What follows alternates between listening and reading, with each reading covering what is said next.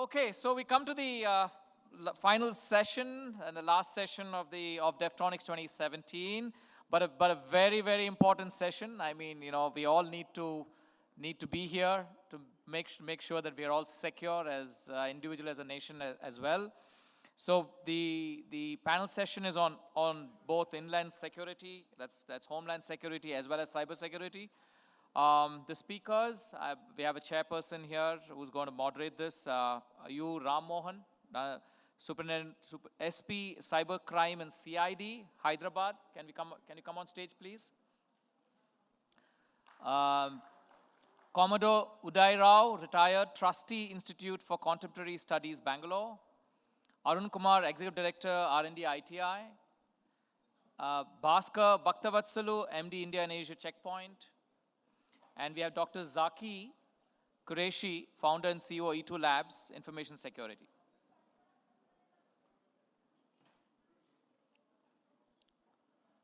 So Ram, you can go ahead. The floor is yours. I think Zaki. 45 minutes. Zaki, I think, will join you. He's having a meeting with Ajay Kumar. If you like, you can take the slide changes there. How do you do Not this? a problem. This is forward, this is backward. Good afternoon. Weekend. Everybody's weekend before the lunch. It is very hard to make you sit here with internal security matters, and our internal security mostly being done by external agencies. That is the funniest part of it. We have to bear with that, and we have to encourage our own Indian counterparts to come into this field and do whatever is possible instead of depending on external agencies. From my panel, we have all learned people. One is from Maritime, another person is from NTROX, and me from Police Department. And always, wherever security is breached, my role comes. And I have a lot of role. That means security is breaching everywhere. We are seeing too much of ransomware and attacking from different angles. Everywhere, we are facing a lot of problems. This was not so when I started my journey. Long back, you all remember, there was a love bug virus, affected entire world, but India was not. When it was verified why India was not, the source code is indicating wherever the security is there, it penetrates. India was not having any problem because we were not having appropriate security. Today, it is not so. We are having a lot of security, but the implementation part is very, very, very difficult. People are not following the policies. Every area bypassing the policy is the main concern today. And when we talk about internal security is the superset and cyber security is the subset. But wherever I go and talk, internal security aspects, people will talk on only cyber security. But today, organizers have felt it is not so. We are introducing one person by name, Uday Rao. He is a Commodore, retired, and he is going to talk about maritime security, and he will give us a lot of inputs about securing our waters. Sir, it is up to you. 10 minutes for you. Thank you.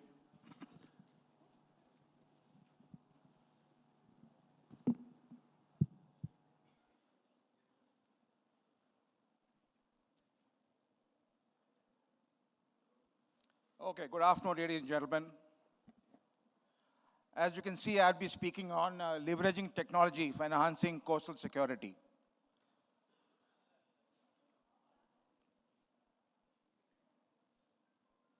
Okay.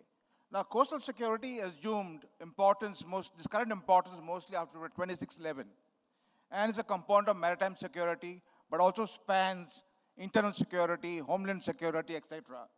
Involves protection of our coast against activities of non-state actors and includes security of coastal assets, port security, and offshore security.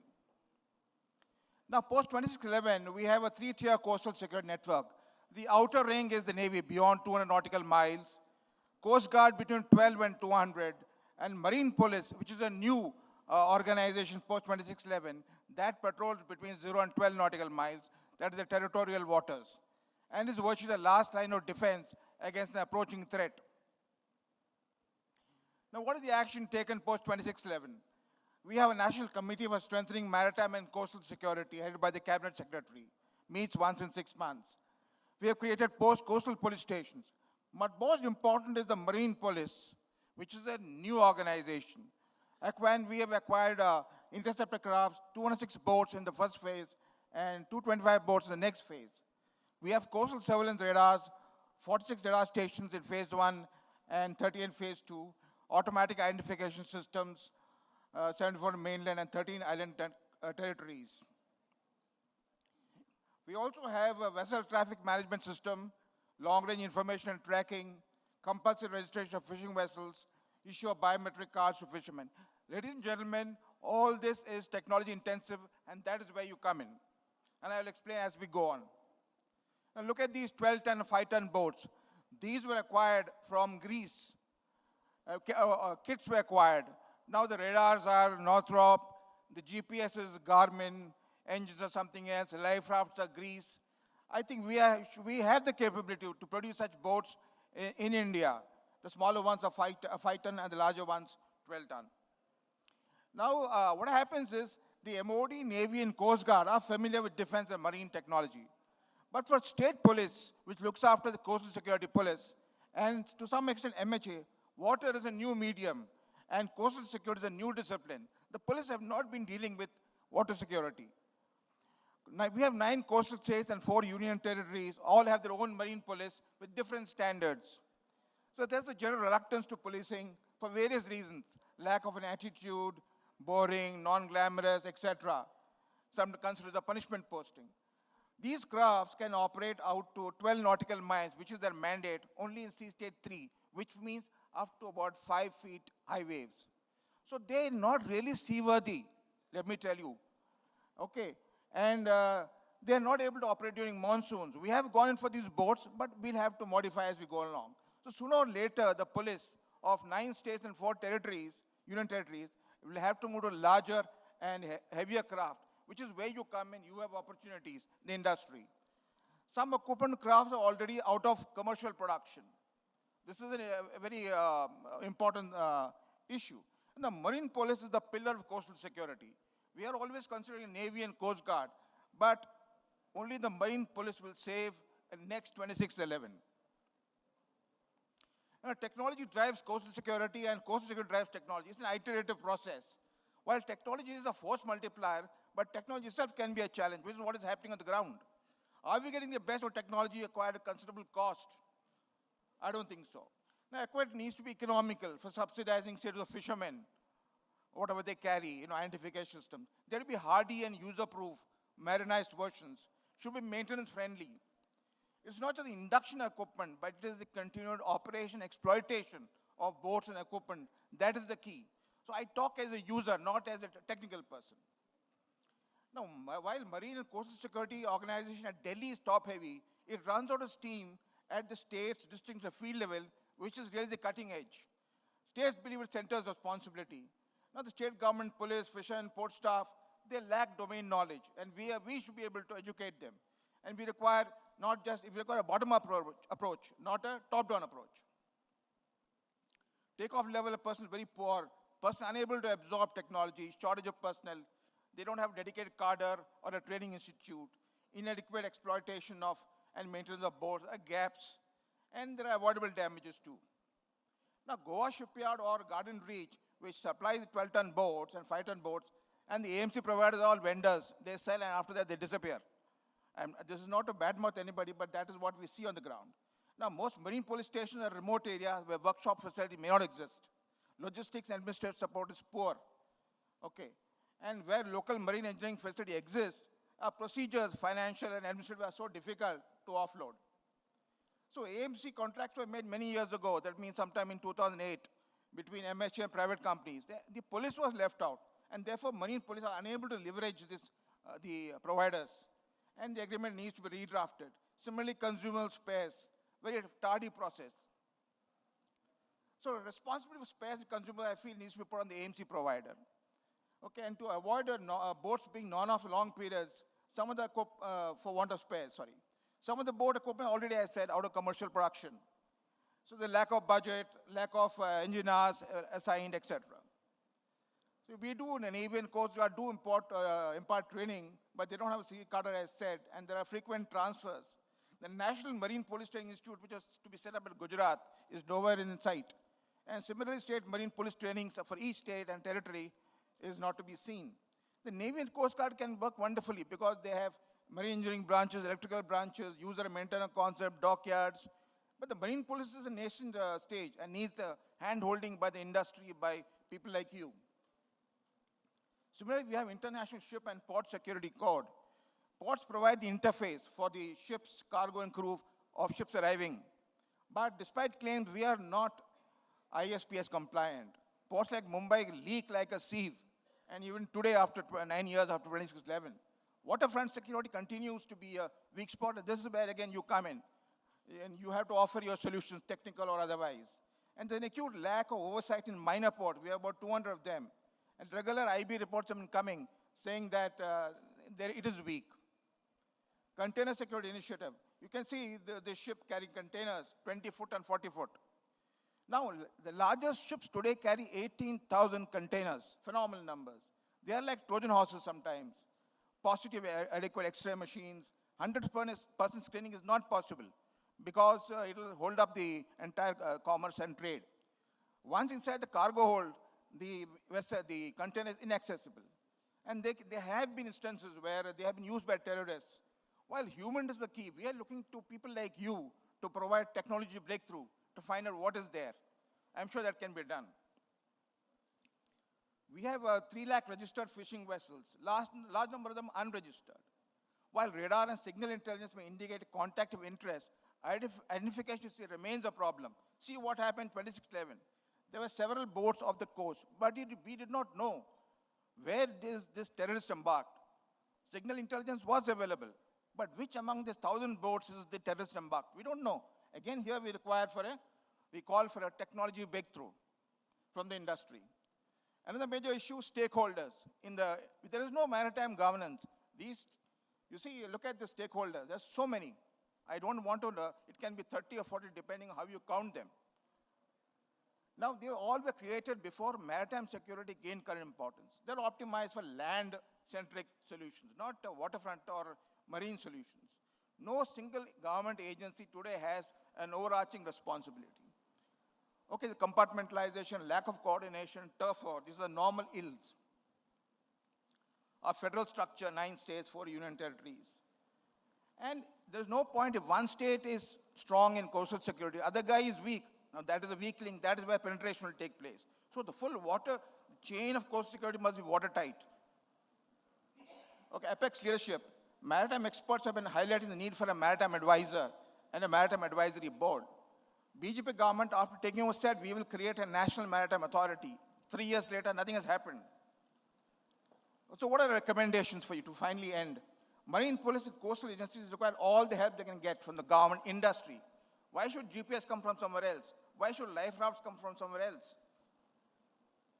Why should radars come from somewhere else? We can get the boats from outside if we want and fit them with indigenous equipment.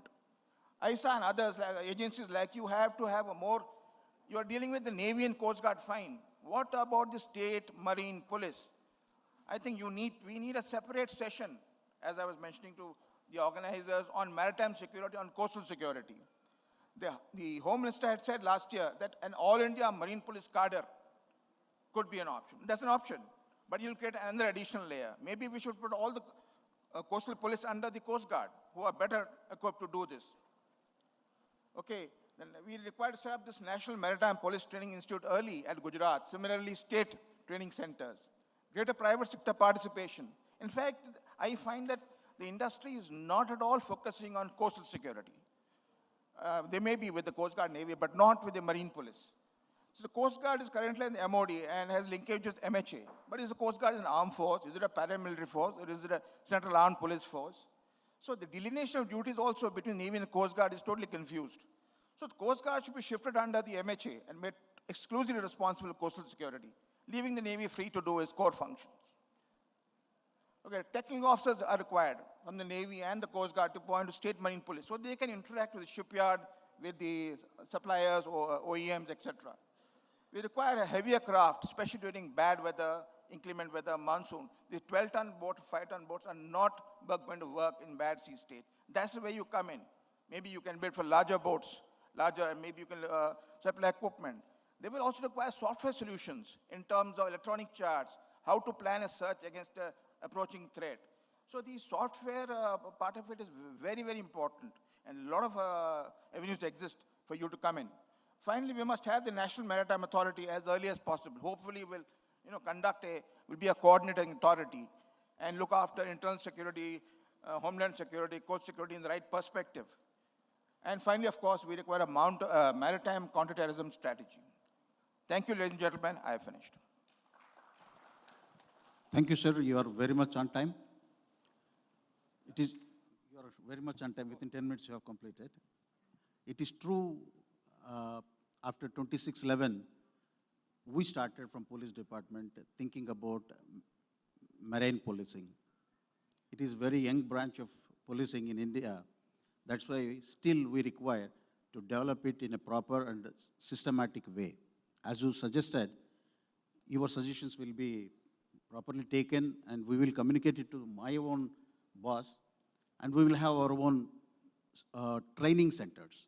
I can't say that whether it will be under central government or state government, because legal perspectives also be seen, because law and order is a state subject and other related subjects, you cannot include it very quickly without policy being framed and act is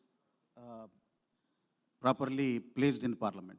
That is one part. Second part is, when you say you can prepare such boards and other things, probably that is the right thing, where we can have our own monitoring boards in the coastal areas and police officers permanently posted in that particular agency. As you said, once they are trained in one particular branch, if they are transferred out, again new person will come, new stream will come. So instead of that, some permanent setup is required where they will not be transferred out of the marine policing. Some may be transferred, some component may be permanent. That can be a solution for us, and we will take up it as a challenge. The next level is, we are all thinking about cyber security, and what is the role of Indian cyber security agencies? I have eminent person here, Arun Kumar Garu, who was earlier worked for NTRO, and the main pillar of cyber security. He will deliver and he will upright you what exactly is happening and why India either lagging behind or it is still growing. He will elaborate and give us inputs. How much time you want, sir? 10 minutes? Thank you. Good afternoon, ladies and gentlemen. The chairman spoke more about me, but not much, but still I would like to highlight, because this topic of panel discussion that is kept by IESA is that entirely different from whatever we were speaking from yesterday till just one session back, defense and aerospace. So this is a new thing, and I believe that IESA will take off this in a different way in future. Now, we are talking of security. Now, cyber security and internal security, two are called. But as rightly said, chairman said rightly, it is only one, that is internal security. And cyber security is a subset of the internal security. Because internal security is needed whenever there is an attack. Now, why security is needed if you come? Security is basically needed because there's a threat. So where is the threat? What is the threat? Way back in our, this one, Kautilya said in Arthashastra, there are 4 types of threats, okay? Or 4 steps of threats. One is internal, another is external, another is internal aided by external, another is external aided by internal. This is told by Kautilya then. Now today also it is applicable, and it's more applicable today because of what we are seeing and what you people are experiencing also. Okay, so threat is advancing so fast that you cannot keep it. So therefore, we have to find ways how to go about it. Now, the cyber security or cyber attack, we call it also cyber terrorism, okay, can come in different sectors. Not only affecting the defense of the country, it is also affecting the various aspects like your financial sector, your health sector, okay? So many sectors that as they go about it, you will come in. And even the designers you're talking of, they are attacking the intellectual properties. Whatever intellectual property are protected is being stolen through cyber security act, cyber attack. So how we have these things that are coming in. Now, cyber security is basically attack on your information system. So how do you go about doing the cyber attack? Where is the cyber security? The cyber security comes in different levels. It comes in application security, in network security, then information security, and then finally in operational security. Now, I have come from the industry where we have established certain secure networks for defense. And now we have to see that even doing network audit, how secure is these networks in terms of attacks. Now, for example, we were talking sometime back in the thing that just last session, that we should have our indigenous communication systems, especially some of the things like that were brought out were the switches and the routers, okay, which were brought out. Now today, the main cyber security threat is from these things which are operating. Very simple example I told you is most of you have the network where we use Cisco routers. I hope all of you agree with me.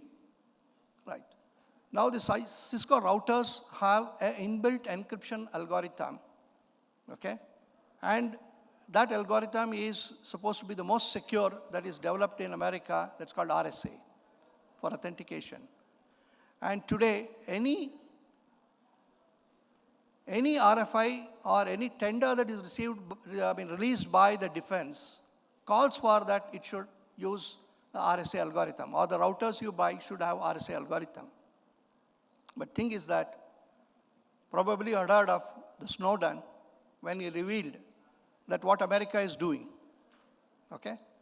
So in order to extract all the information, it's very difficult to say that I break somebody's security system from abroad, let us say, network.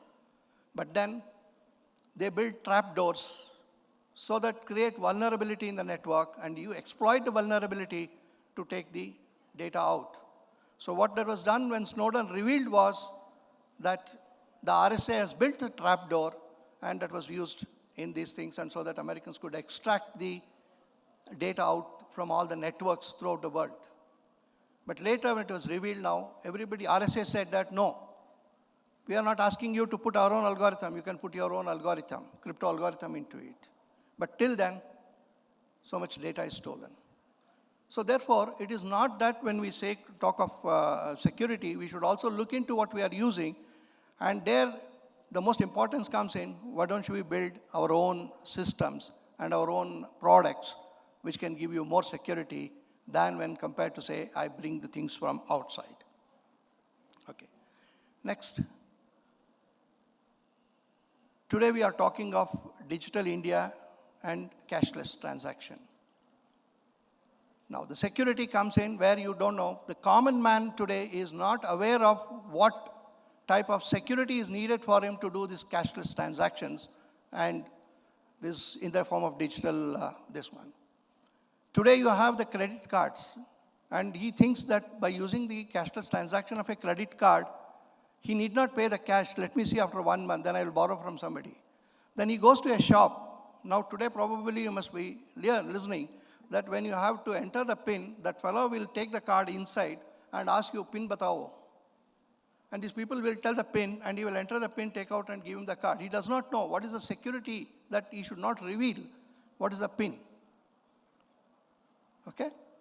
So how to educate?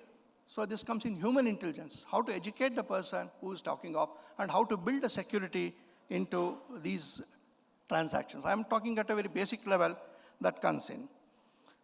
So now next comes in the cyber security. You have, just now you heard talked of, or just now you heard of the ransomware. Okay. Now, in the ransomware also, the type of things that they are trying to do is increasing day by day.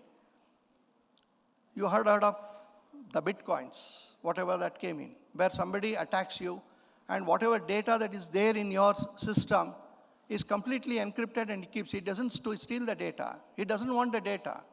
He is making an attack on you for ransom, to extract the money from you. So whatever the data that is there in your system, he encrypts it and keeps it. If you want to retrieve your data, he says that only I can do it. I will decode it and he will give it back to you, but pay me the money. But again, he is not seen physically in front of you. He is an anonymous man. He is sitting somewhere else. And he says, transfer me this sum in the form of a Bitcoin. Okay, that's tomorrow. Again, in the form of digital transaction, whatever you're calling of, tomorrow in the world, you'll get that Bitcoins. So he will attack you. So therefore, we say, we were talking before that, the attack that comes from the external source is more this one because completely is an anonymous attack. Next. You're talking of malwares. The malwares are the viruses that gets into your system and spoils the system. Today, it is gone. Now we have a cyber attack coming from a malware. Now, what is a malware cyber attack? You have antivirus. All of you put in your antivirus. And you say that you update your antivirus. It comes to you within 6 months. They say, update your antivirus. Now, today, the malware is in the form of, or they're going, and they're all being now browser-based malwares. The malwares are browser-based malwares. So it is very difficult for you to find out where the thing coming from. Now this is, and at the same time, the antivirus updates are acting as a source for you, or source for the cyber attack fellow to extract the information from you. So the antivirus update is not going to protect your system. It is enabling the cyber attacking fellow to extract the information from your system. Now how they are doing? Probably some of you would have experienced this act, that today, as I told you, one example I gave you, where he takes the card and gives you back, he would note down the CVV number and gives the card back. Then after 5 days, you get a call that your account is closed, your PIN is blocked, and tell me your 15 or 12-digit number. Like that, that fellow will threaten you. And people will not know why it is blocked and what is the thing. You give the number. Now he has your CVV, he has your credit card number and everything. Suppose you threaten him, that I know, but you are educated people, you threaten him, that I know you are doing a wrong thing, you are shouting at me to get information extraction from me. Whatever you do, he will not listen to you. But later on, when I refer the thing to sir in the cyber cell to detect it, they will not be able to trace that call. It has come from a mobile number. When I ask the cyber crime people to locate it, they will not be able to trace the call. Why so? Because this thing comes from a DNS server, where the DNS server is not at all authenticated. It is starting, probably it may be a server which is located in Argentina or in Nigeria or Somalia, and these people are operating through that, and it's very difficult for the crime police to trace where the call has come from. So how to build a confidence in him that whatever digital transaction he is doing is this one. Today, you will still find 50% of the people are not ready to use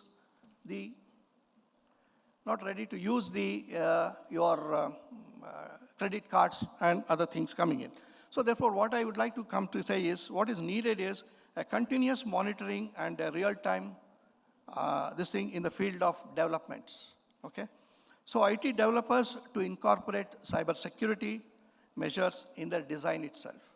The NIST has brought out a publication, and there the American these things have been giving continuous instructions, so the developers can look into it and then try to see that. Then the malware attack, so people should be able to say that how to control these things which are uncontrollable, how to look at that, this one. And continuously, there's a technology adoption is needed, and there's an upgradation is needed. And internet is the main concern. And probably sir will also support me. And this one, that in our organization, please never connect your computer, which is connected to internet for any of your operational activities. Keep your internet PC and things separately and all your other things. Please even don't transfer data from this PC to that it still can carry the things to it. Okay. Now what I would like to say lastly is that there's a need for academia, R&D, and the industry come together to see how best they join this one. Now today, the second part, apart from this, just 2 minutes to have a thing, the Internet of Things is coming in. The Internet of Things is the one which will come in a greater way and everybody will be starting using it. Now it is found today that this is also not secure. Now how to make it secure? End security is not there. The security after you do your IoT thing is secured. And once it goes into the cloud, it is secured. But the man who's starting this is not secured. So your internet small gadgets that come in, which are developed, maybe the entrepreneurs who are sitting here would have developed certain things. It comes in, we need security. But again, security to build it, you have to have crypto algorithms to be built in, and they should be what we call today, the new development in the area is what is called lightweight ciphers. So you should be able to develop lightweight cipher, which will consume less power, and also it should be able to operate faster. Because your small devices will not have power, so they should operate from the batteries. So how to go about it? So in my company, we have started this IoT activities under the Prime Minister's Skill Development Scheme. We have IoT Center of Excellence set up. 108 startup companies have signed for it. And our R&D is supporting them to give the technical, security support for their products. So all of you can look at it. This is one more growing field in which the whole thing come in. So finally, I will end it with that today, there is a need for the technology to go at it's a race for technology in the cyber security. Okay. So who has got the technology, who gets the technology will be the faster, whether the terrorist or the adversary or the government. Government means us, okay? So if he gets it, he'll attack us. But if we have the technology, we can stop him from doing it. So this is cyber security. Thank you. Thank you, sir. You have touched everything. Just formally welcoming, Dr. Zaki Qureshi, founder and CEO, E2 Labs, Information Security Private Limited. Yeah. In fact, though you have exceeded your time, you have encouraged into my content and as well as Jackie's content. We are keeping quiet now. We will give the time to Mr. Bhaskar Bhaktavassalu, who is representing from Checkpoint. He is supporting Indian cyber security from Israel. That is the funniest part which we are day in, day out seeing. In fact, cyber security, when we talk about, you should have a separate session, a day session, and they have given 45-minute session. That too for 4 people to talk about it is very difficult, but still, I would like to ask a couple of questions, and I'll elicit information from Mr. Bhaktavassalu as well as Mr. Zaki. Why so? Why external agencies are supporting Indian security? Why we can't develop on our own? Very good question. First of all, thanks for IESA for inviting us to be a part of this Deftronics. And thanks Bipin and Mr. Vidyashankar for inviting me here. So coming back, it's a very easy and a very tough question as well. The basic issues today we are particularly, since I'm last 15 years, I'm in this particular organization. To give a background, Checkpoint Software Technologies is the first firewall. We invented the first firewall in 1993 when internet was commercially used by the public. Okay, from so many years, what we've been seeing, I do encourage, and I'm happy to see, sit with someone who's also, an Indian organization focused and also in the developing progress from cybersecurity. The issue looks like this. Education is the biggest challenge, I would say. I'm not against any the big institutes. The basic mathematics and physics is what we have been following for a long time. And particularly from cryptography, I think DRDO and ISRO and many other organizations like Indian Institute of Science, and particularly Deftronics is all, I was listening to them. Cryptography is very important. Reverse analysis. And raw mathematics and applied mathematics is very, very key for cybersecurity as such. And this is what we miss big time. And this is the basics of our education is all the basic, you know. Even in Israel, representing a company from Israel, what I see, the approach towards the technology, be it technology or be it not only from cybersecurity, any industry, education becomes, you know, biggest focus. That's the basics, I would say. I think our education system is still backwards. I'm not against. I did my graduation also from here, but I think we are still in the 30 years behind.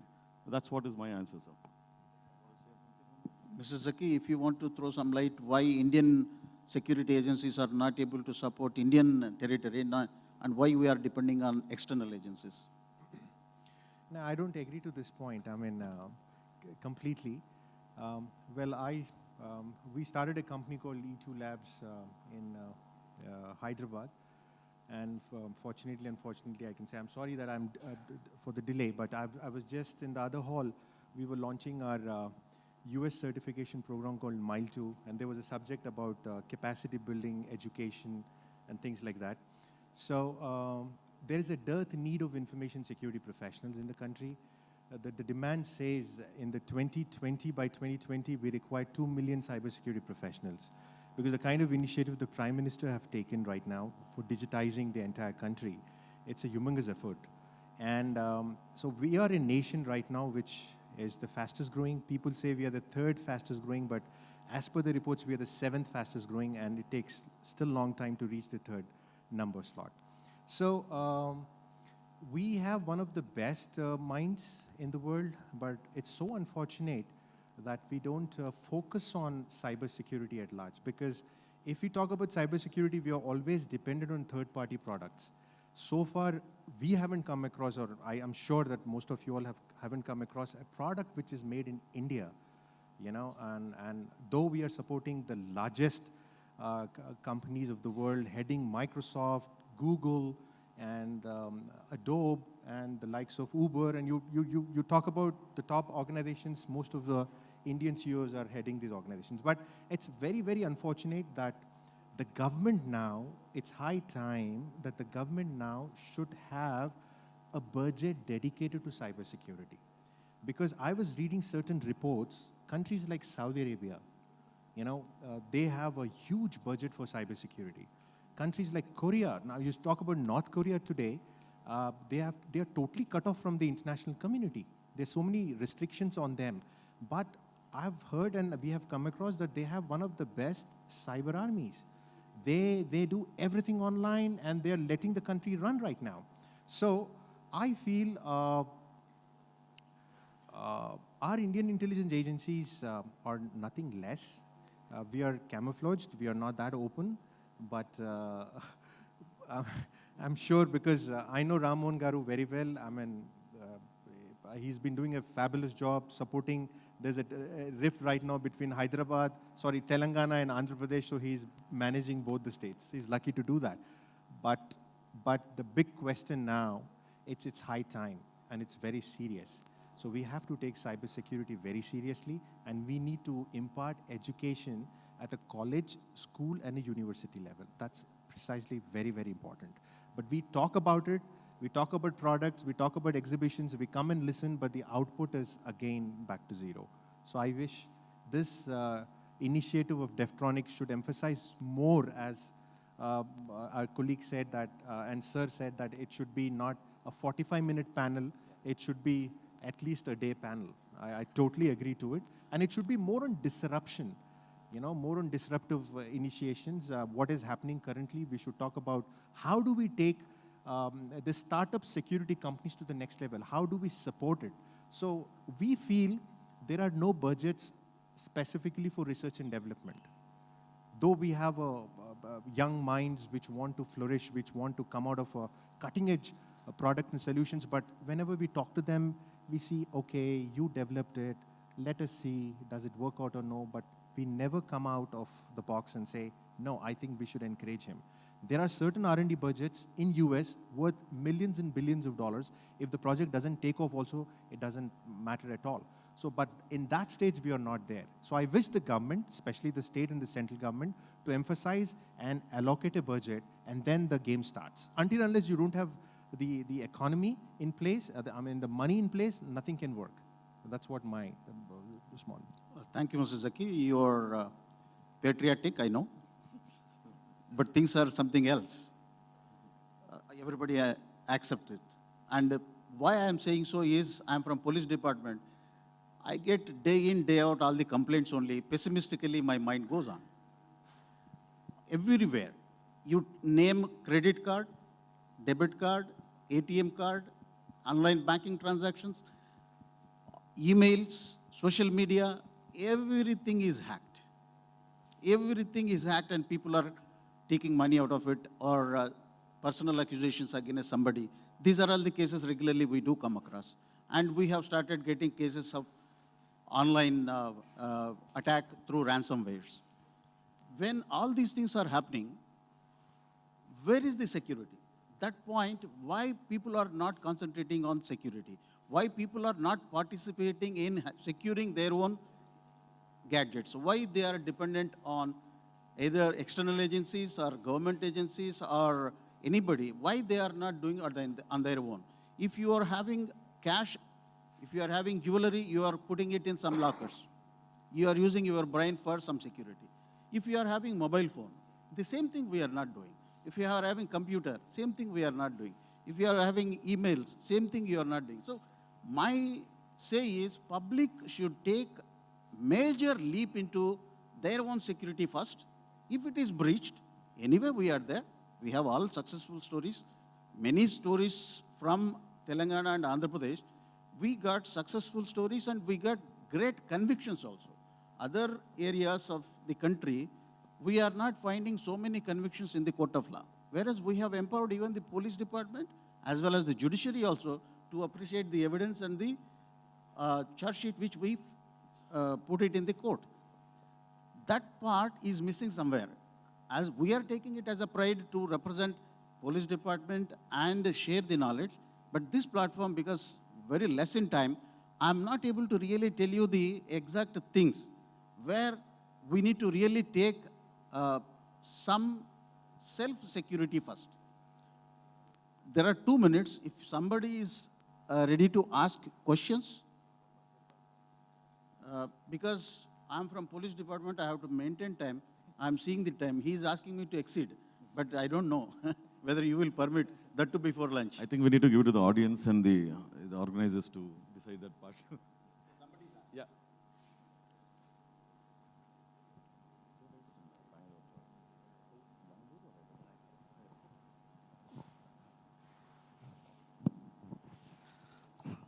I am Johnson Jaker from Israel's Technologies. We deal in cybersecurity as well as in SAP consulting. So, owing to the forum or where we are meeting today is aerospace and defense, right? And internal security. So, most of you, Sir Uday, Commodore Uday, and even Ram Mohan Sir and Arun Kumar, all have spoken generally. So, I want to be little specific with regard to aerospace and defense. And that later on we can talk about internal security, but the law of the land prevails, okay? So, bottom-up approach or top-down approach, there is a law of land. We have IT Act 2000 as amended in 2008, and we have a section 66 and 66A, capital and small, and where A has been dropped. March 15, 2015 or 16. So we don't have proper evidence. I'm talking to Ram Mohan sir now. we don't have proper evidence and it has been watered down or boiled down. That is from the legal point of view, collecting evidence and submitting or corroborating evidence. Now comes the frameworks we have in India. What again, Indian Evidence Act 1872 will come into force, or IT Act, when in terms of evidence, falls back upon this Indian Evidence Act. Now, we have a source, we have a destination, we have a victim who has been victimized by some perpetrator. Fine. So, down the line or in the data flow, we have systems, we have media in place. Now comes that I leave it as a question. Now, how far we have hardened our systems and how far the company or the system or India as such is geared up and hardened? That's another question. Generally, I left to everybody, including the panel. Now comes aerospace and defense. Jumping to electromagnetic pulses. Coming to defense, I said. Electromagnetic. You alone require 45 minutes now. Yeah, I can take 3 hours lecture, that is secondary. But question is, when it comes to the subject here in forum, aerospace and defense, we have electromagnetic, you have, there is a age-old issue called electromagnetic pulses, where our mobiles or camera flashes are susceptible to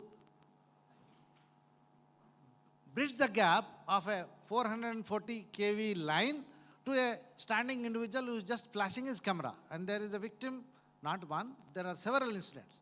And recent incident also, a man was trying to take a picture for a group photo and unknowingly he moved behind and incidentally he was under a 440 kV line. When he clicked, he was immediately burnt 50%.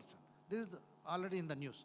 So this is another challenges where electromagnetic pulses, which are much prone and susceptible from the aerospace point of view and defense point of view, where we have armored vehicles going on, where they communicate on various media, and we have a Navy personnel here, and I have an Air Commodore next to me. So you have your own mediums of transmissions and communications. How secure you are? When I discovered, when I inquired, Army has its own network, Air Force has its own AFNet Air Force network. So that means we have systems in place, but vulnerability have to be evaluated, and really we have to come up, because anytime we are prone to nuclear explosion, electromagnetic impulses, pulses, these are all things.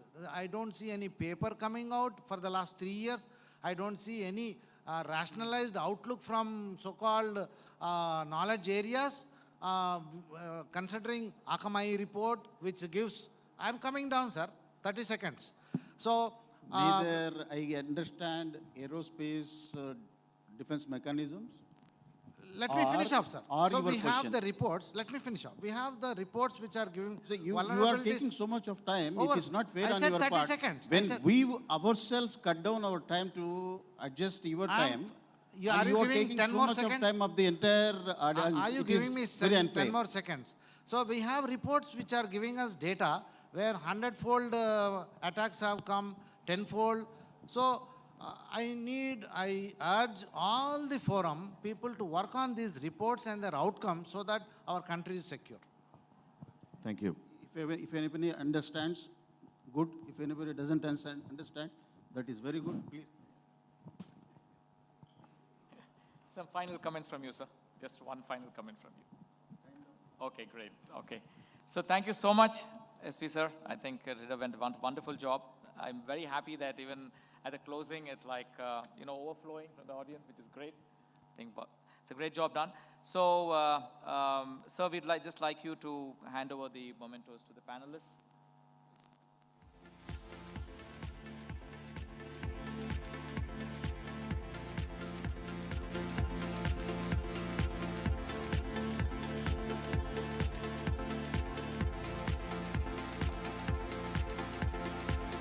Please stay on, because there's a lucky dip.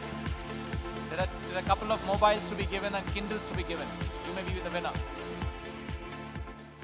Very important announcements coming as well. That's what the past chairman is letting me know.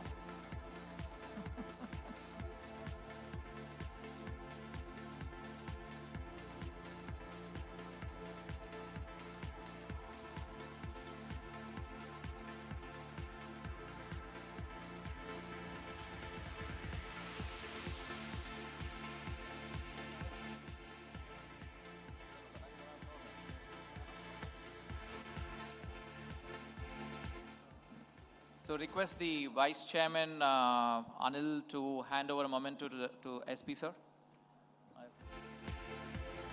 Can we give them a big round of applause, please?